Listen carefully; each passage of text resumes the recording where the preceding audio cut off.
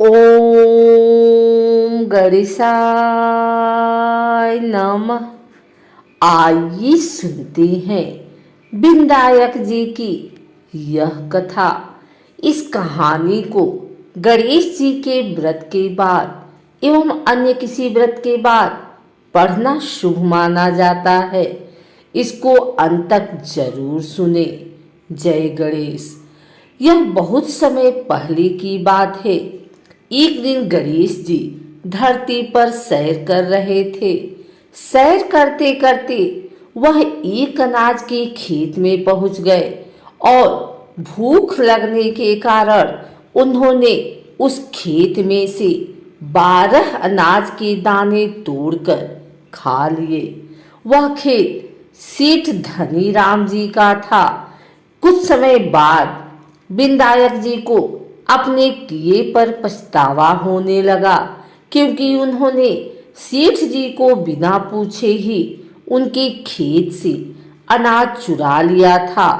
फिर गणेश जी ने सोचा कि अपने किए बुरे कर्म का प्रायश्चित तो करना ही पड़ेगा।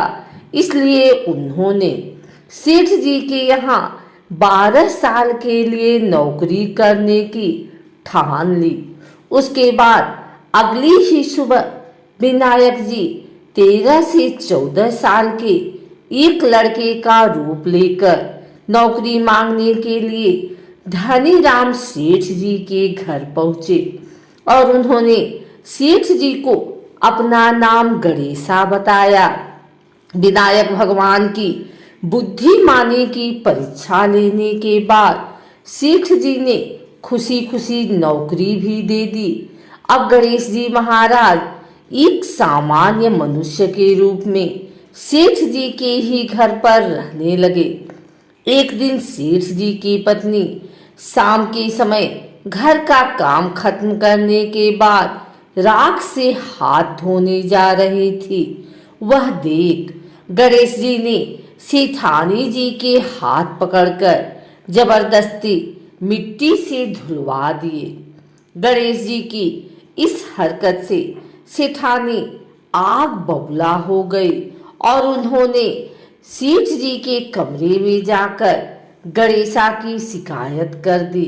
सेठानी से सब कुछ सुनने के बाद सेठ धनीराम ने गणेशा को बुलाया और इस हरकत का कारण पूछा।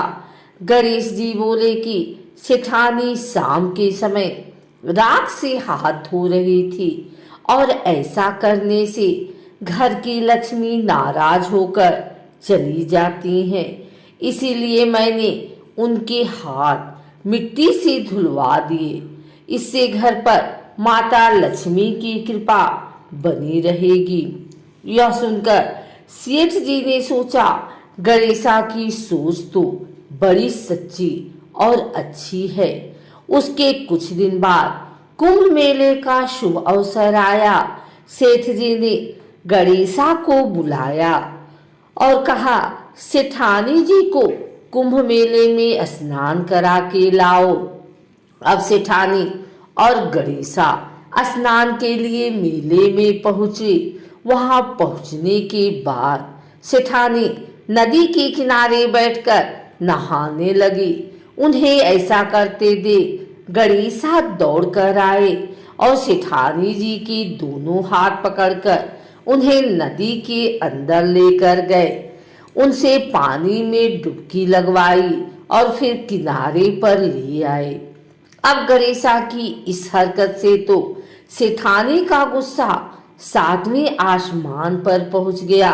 सेठानी जी घर आते आते वह पूरी रास्ते गणेशा को ताने पर ताने मार रही थी, लेकिन विनायक जी सब कुछ शांति से सुन रहे थे।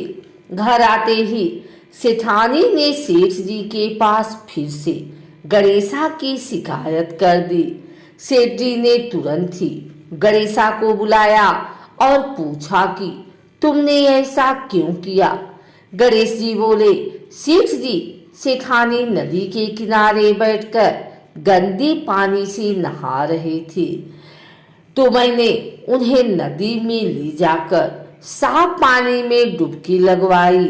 ऐसा करने से उन्हें अगले जन्म में बहुत बड़ा राजपाट और वैभव मिलेगा। सेठ जी ने सोचा कि गणेशा के विचार कितने अच्छे हैं, मेरे परिवार का भला सोचता है।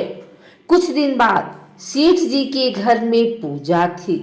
पंडित जी के आने के बाद सेठ जी ने गणेशा को कहा, जाओ और सेठानी जी को बुलाकर लाओ। सेठ जी के आज्ञा अनुसार गणेश जी सेठानी को बुलाने गए। उस वक्त सेठानी काली चुनरी ओढ़कर कमरे से बाहर आ रही थी। वह देखते ही विनायक जी ने वह काली चुनरी उतारकर फाड़ दी और कहा कि पूजा के लिए लाल रंग की चुनरी ओढ़कर आइए। अब सेठानी बहुत ज्यादा नाराज हो गई और गणेश जी पर चिल्लाने लगी।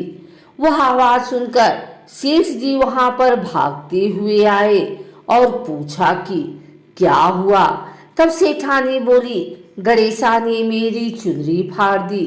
फिर सेठ जी ने भी गणेशा को बहुत डांटा।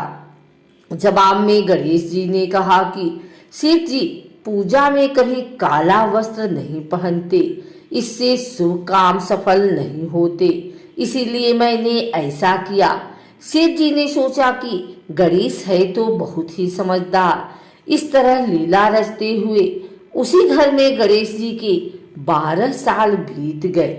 फिर एक दिन सेठ जी ने नया कारोबार शुरू करने से पहले घर में पूजा रखी थी। पूजा करते करते उनको याद आया कि पूजा की सामग्री में विनायक जी की मूर्ति तो है ही नहीं। तब उन्होंने अपने नौकर गणेशा को पूजा घर से भगवान विनायक जी की मूर्ति लाने के लिए कहा। गणेशा बोले कि मुझे ही मूर्ति समझकर पूजा में विराजमान कर लो, आपके सारे शुभ काम सफल हो जाएंगे। यह बात सुनकर सेठ जी गुस्सा हो गए और बोले, गणेशा तुम अब तक सेठानी से मजाक करते थे, अब मुझसे भी करने लगे। उत्तर में गणेश जी ने मुस्कुराते हुए कहा, नहीं सेठ जी, मैं मजाक नहीं कर रहा, मैं सत्य वचन कह रहा हूँ। इतना कहने के बाद नौकर गणेश जी ने अपना असली देवता स्वरूप धारण कर लिया।